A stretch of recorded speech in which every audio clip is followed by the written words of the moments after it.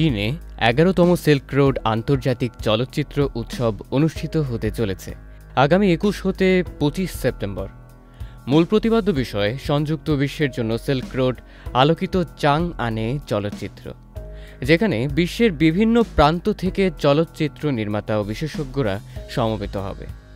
১১তম silk road আন্তর্জাতিক চলচ্চিত্র উৎসবে বাংলাদেশের বিখ্যাত চলচ্চিত্র নির্মাতা ফুয়াদ চৌধুরীর মেঘনা কন্যা সিনেমাটি পরিবেশন করা হবে, যা এই উৎসবের জন্য দক্ষিণ এশিয়া থেকে নির্বাচিত একমাত্র চলচ্চিত্র।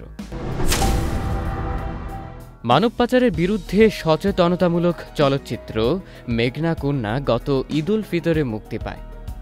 এর আগে কানাডার টরন্টো ইন্টারন্যাশনাল ফিল্ম ফেয়ার, যা সংক্ষেপে TIIF, সেখানে সিনেমাটি প্রদর্শিত হয়েছিল।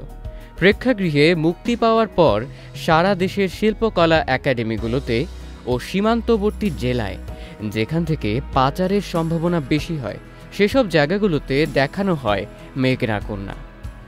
চলচ্চিত্রটির সহযোগী হিসেবে রয়েছে কাজী ফার্মস গ্রুপ, ভিশন ইলেকট্রনিক্স ও ঢাকাস্থ সুইস দূতাবাস। সিল্ক রোড আন্তর্জাতিক চলচ্চিত্র উৎসবটির পৃষ্ঠপোষক হিসেবে আছে চায়না মিডিয়া গ্রুপ, শানসি প্রাদেশিক এবং ফুজিয়ান প্রাদেশিক সরকার।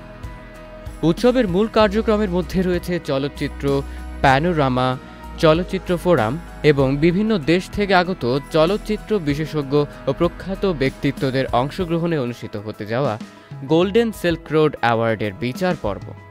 এছাড়াও বিভিন্ন ধরনের চলচ্চিত্র বিনিময় কর্মসূচির মাধ্যমে সিল্ক রোডের দেশগুলোর মধ্যে সংস্কৃতির মেলবন্ধন দৃঢ় হবে।